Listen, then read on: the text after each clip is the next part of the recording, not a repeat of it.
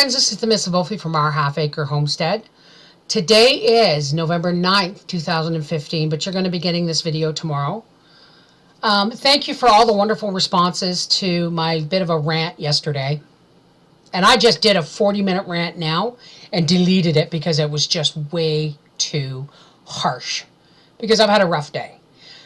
But one thing that has come to my attention from all the comments is that I left out a huge portion of people in our military service. Okay? It's not just the men who fought and died for our country's freedom and our freedom of speech. Because not everybody in service fought and not everybody in service died, thank God. And there are people today, that whether it is wartime or peacetime, are still serving their country in times of peace. And many of those people are women. I apologize to all the women in our services, in our military services.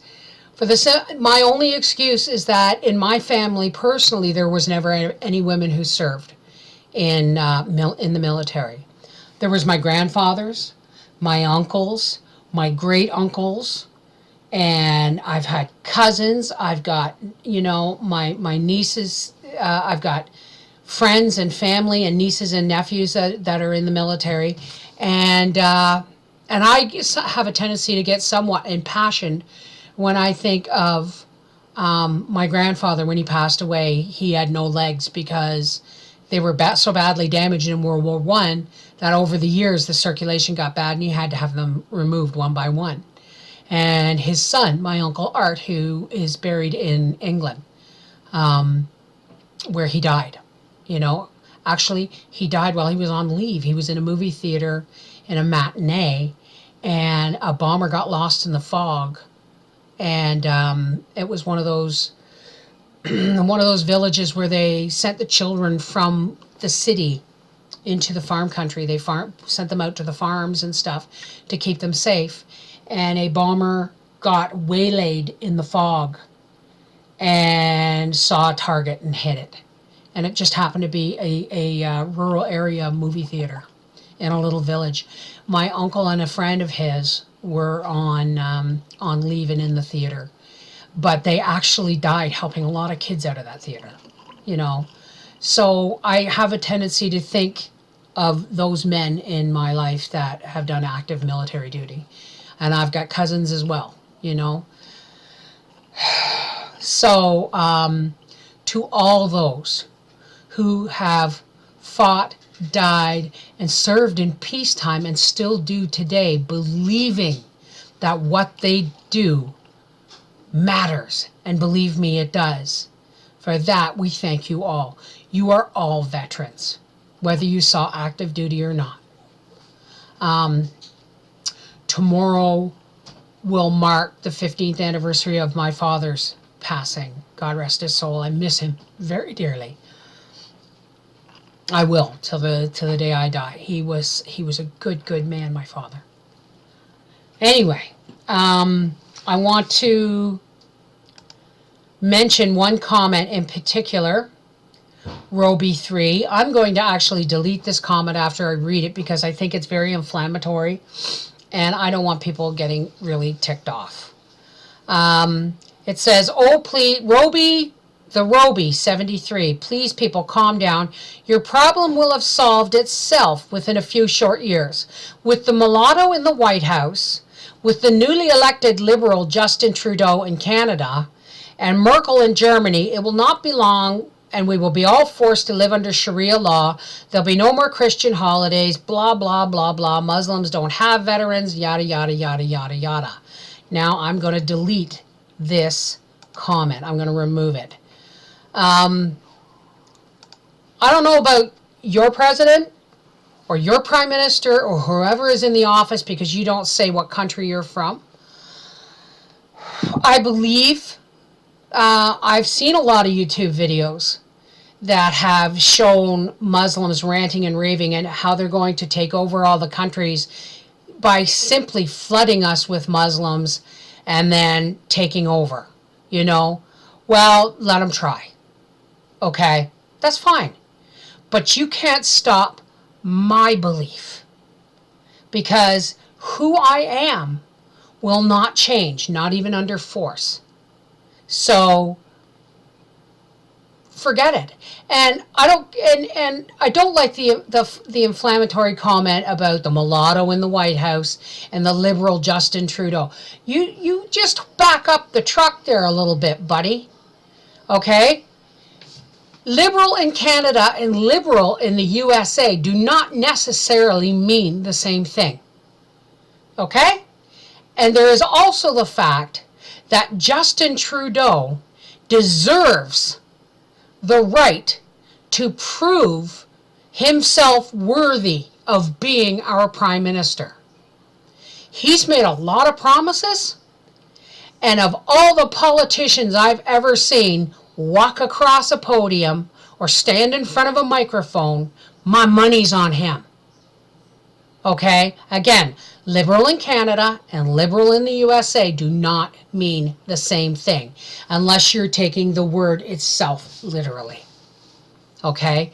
Justin Trudeau might as well be Canadian royalty as far as I'm concerned. His father was a prick. Pierre Elliott Trudeau could be a real mean son of a bitch. But there's one thing he had going for him, and he was pro-Canadian. Pro-Canadian. And so is his son. His son is been elected in a huge wave all across the country because we are ready for someone who isn't just elected by the people. He is for the people. And until he proves himself otherwise, I will stand behind my Prime Minister for the first time in my adult life. I will say I am a proud Canadian and I love my Prime Minister. And it doesn't hurt that he's really good looking. But aside from that, I have a lot of hope for the first time in my adult life in this country. I have a lot of hope because he is pro-Canadian. And not just pro-Canadian for everybody, but he's pro-Canadian because he is a Canadian. He is one of us. So, we had a little interesting altercation on the Vanier Parkway in Ottawa today. I still have issues with road rage. I'm working on them. I've been working on them for a long time, and I've gotten much better. It used to be that when we would visit, say, Arizona, we had a mobile home in Arizona for a while, and it used to be that Howie would not let me drive when we were in the USA. That's how good my road rage was, because I just wouldn't take shit from anybody. I still don't take shit from anybody, but I'm a lot more careful about allowing my anger to get the better of me. But today, we were driving along the Vanier Parkway heading for St. Patrick, and it is a 2-lane going that way. Okay, it's 2 lanes one way. And at the end, when it reaches St. Patrick, the 2 lanes becomes 1 lane for right turns and straight through, and a double lane to turn left to go into the downtown core. And as we sat in the left lane, because I knew that was the lane, I was going to have trouble getting into that lane if I didn't stay in it, it was going so slow. It was going really, really slow. And all the cars in the right lane were going phew, phew, phew, and I knew why. Because I've seen it happen a million times. Okay, it's rush hour. Poor Howie's sitting there with his jaw out to here because he had a broken tooth that had to be dug out of his jaw. And the freezing is now wearing off. And these guys are shooting past us. And then they get up closer to the 2 left turning lanes. And then they muscle into the single lane. Yet it's taking us, who are being polite and waiting in that lane, longer and longer and longer to get to that turning lane. Why? Because these guys are shooting past us and then going up and muscling their way in front of other cars. Until someone tried to do it to me. And I stayed on the bumper of the car in front of me because he was not getting in. I thought, you arrogant bugger. I've been sitting here for a half an hour and I've gone 50 yards. 50 yards. And you just muscle up here and think that you shoot up here and think you're going to muscle in? No way. And Howie looked at me and the freezing's wearing off and he's in a lot of pain. And he said, Beth, yes, he's an idiot. But you reacting to him like an idiot isn't going to solve the issue. You've just gone from one idiot to two idiots. So I said, fine. Fine. I know it's rush hour. I know there's a lot of stress. So I waited for the car ahead of me to pull, and I was going to let him in. And then he sat there and looked at me. And I guess I must have communicated at first that I was really ticked at him. So I tooted my horn and said, go. So when we got up to where the 2 lanes become 3 lanes, which is 2 turning right, or 2 turning left, we were almost there when this truck decided that it was already 3 lanes and he was going to shoot between me and the other car beside me and get ahead of us and get into the turning lane before everybody else. And it backfired. He took off the mirror of the person just ahead of us on the right. And I thought, oh, great. Now we're going to be here for another 40 minutes while they exchange insurance things and if they have to call the police, depending on the amount of damage and stuff like that. So I'm like, okay, I'm ready for another 40-minute wait. When this guy not only has he butted into the turning lanes, he gets out of his truck, which, by the way, has the company logo all over it, like, real smart dude.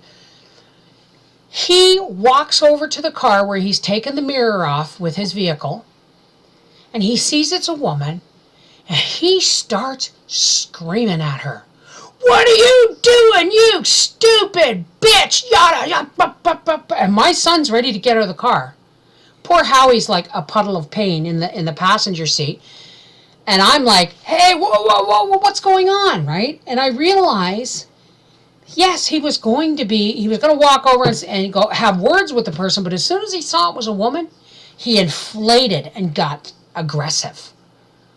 Now, my 22-year-old son, wouldn't spank a kitten, okay? He'd probably take somebody down for hitting a dog. Thank God. He's a good boy. He's ready to get out of the car, okay? And I'm like, what the hell's going on? He took her mirror off in his rush. And now he wasn't just yelling at her. He was grabbing her mirror and trying to toss it at her and everything. Thank God it still had a wire connected to it. And we're like, he goes stomping back to his truck. And I stuck my head out the window and I said, way to be, buddy. Good way to show everybody what a great company you work for. Aren't you brilliant? And Howie's going, Bev, because my son Brad is like me. We're ready to get out of the car. Anyway, Howie said, Bev, stop. You're not going to make it any better. And once again, I realized something. I realized that in a stressful situation, there's a pivotal moment where one person turns aggressive. It's like a wave of energy that can turn everybody else around him aggressive. If he had handled it calmly, I was sitting ready to wait for another 45 minutes. I wasn't pleased about it, but I wasn't getting ugly about it until he got aggressive with this woman. And aggression breeds aggression, but calm and peace will breed calm and peace. So at 51 years old, I'm still learning. I'm still learning that even in a public situation where everybody's strangers, we have a choice on how we react. Now, it took my son and I a half an hour for the rest of the drive home to get it out of our system and calm down. And my son said, what I don't understand, he said, if that had been me and I knocked her mirror off, I would have gone up and said, I'm sorry, here's my phone number. Please call me. I will, if you don't want to go through insurance, I'll pay for the mirror, whatever. And that would be the logical thing. He said, I don't understand why he did something wrong and he attacked her. And I said, it's because he knew he did something wrong. And he goes, what? And I said, he knew. So he immediately got on the defensive and went into offense. He got all defensive and he figured he could win by just being overbearing. So again, it's, like everything else in life, it's all about choices. So if you want to call whoever you are, you want to call your prime minister a mulatto, which really screams, he may not be a nice man, he may be a crappy president, but you don't necessarily have to bring race into it. Okay? It's just not cool. It's just not cool. Because we're all one race, folks. We're the human race. And the only time somebody can force their religion down your throat is if you let them. You are not going to change 1,001 Muslims or 1,001 Buddhists or 1,000,000 Nazis or whatever the case may be can surround me. But as long as I remain faithful to what I believe and what I have faith in, then that's unshakable. We only get defensive when we know we're in the wrong. This is the Mrs. Volfie from our half-acre homestead asking this. Are you going to be the voice of reason and calm? Or are you going to be the voice of aggression and chaos? Not always an easy choice. Take care. God bless.